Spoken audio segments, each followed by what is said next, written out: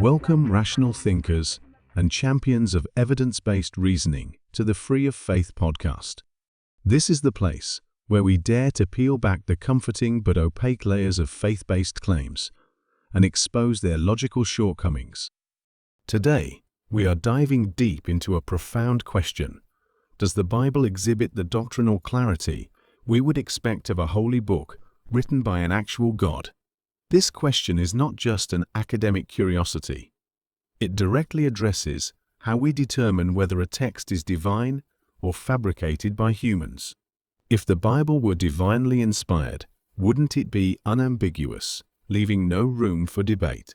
Yet, when we explore its pages, we find a landscape of confusion, division, and endless doctrinal disputes. Let's dive deep into the heart of this issue, examining examples, exploring the consequences, and challenging assumptions.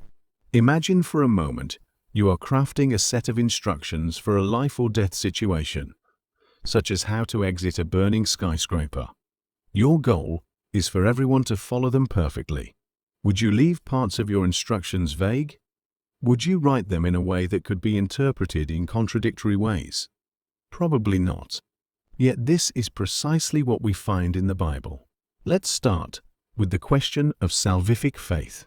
What degree of belief in the gospel is necessary to secure redemption? Is the existence of any doubt disqualifying? Or is the faith of a mustard seed sufficient to be redeemed? Both positions are defended by invoking the Bible, yet they're fundamentally incompatible. How about divorce? Is sexual infidelity the only justification for divorce? Are individuals remarried after an unjustified divorce now living in sin? These debates are not just theological hair-splitting, they're central to Christian belief and practice. If the Bible were divinely authored and the designated source of doctrinal and moral instructions, shouldn't it settle these questions definitively? Then there's the question of hell and eternal punishment. Some Christians believe in eternal conscious torment, while others advocate for the notion that the wicked simply cease to exist, or for universalism in which all will eventually be saved. These competing views have profound implications for how Christians understand justice, mercy, and the character of God. And when do children become eligible for damnation? Are they innocent until their first lie? Or is there a particular epiphany within the child at which God silently recategorizes them, moving them from deserving of heaven to deserving of damnation? This lack of clarity has profound consequences. Doctrinal disputes have led to countless schisms within Christianity. Entire denominations exist because believers couldn't agree on what the Bible teaches. These divisions often lead to conflict, confusion, and even violence. Think about it. If an all-knowing, all-powerful deity wanted to guide humanity, wouldn't that deity ensure the guidance was clear and unambiguous? The Bible's ambiguity isn't just inconvenient, it undermines its credibility as a divine revelation. To illustrate the issue, let's use some thought experiments. Imagine you're building a house, and the blueprint provided by the architect is riddled with contradictions. One part says to place the foundation 6 feet deep, while another suggests 3 feet. The result is a house riddled with instabilities, not dissimilar to the dysfunctional body of Christian believers who are doctrinally at odds enough to be splintered into dozens of denominations. Let's explore another analogy. Imagine buying an expensive smartphone. The instruction manual has been translated into multiple languages, but sections are incomplete, mistranslated, or outright contradictory. You'd quickly lose trust in the manufacturer, wouldn't you? The Bible often feels like this kind of manual, confusing, inconsistent, and far from user-friendly. When confronted with these issues, theologians often turn to special pleading. They argue that the Holy Spirit provides clarity to true believers, or that the ambiguity is part of God's divine plan.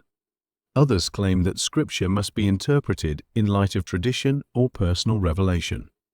But these explanations raise more questions than they answer. Why would a perfect deity rely on such convoluted methods to communicate? Why not provide a text so clear that no reasonable person could misinterpret it?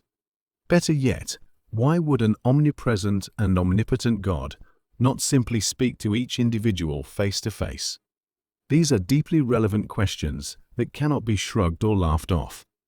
Many invoke faith at this point, suggesting that we currently peer through an opaque window, and that we will just have to wait until we reach heaven for the transparent truth. However, this makes little sense. The doctrines in question, such as those covering divorce or redemption, are for Christians in this life, having no significance once Christians reach heaven. The Bible's failure to provide clear guidance isn't just a theological problem, it's a fatal flaw that reason cannot ignore. If a divine text cannot provide clarity on its core teachings, how can it be trusted to provide guidance on life's deeper questions? This isn't just about doctrinal disagreements. It's about the frameworks we use to understand the world. Faith-based frameworks crumble under scrutiny, leaving reason and evidence as the only reliable guides. So, does the Bible exhibit the doctrinal clarity we would expect of a holy book, written by an actual God, wishing to communicate doctrine to humans? The answer, based on clear evidence, is a resounding no. Its contradictions, ambiguities, and the divisions it has caused suggest human, not divine, authorship. If this conversation has sparked some questions, or even some discomfort, that's a good thing. Questioning is the first step toward clarity. Don't settle for easy answers or platitudes. Dive deeper, explore further, and demand evidence. Head over to Free of Faith to read the full article and join the discussion. Let's keep this conversation going, because the pursuit of truth doesn't stop at questioning. It's about finding answers that actually make sense. Thank you for tuning in to the Free of Faith podcast, where we expose the logical failings of faith and celebrate the clarity that comes with reason. Until next time, stay skeptical, stay curious, and remember, rationality always outperforms faith. Engage reality, and I'll see you soon.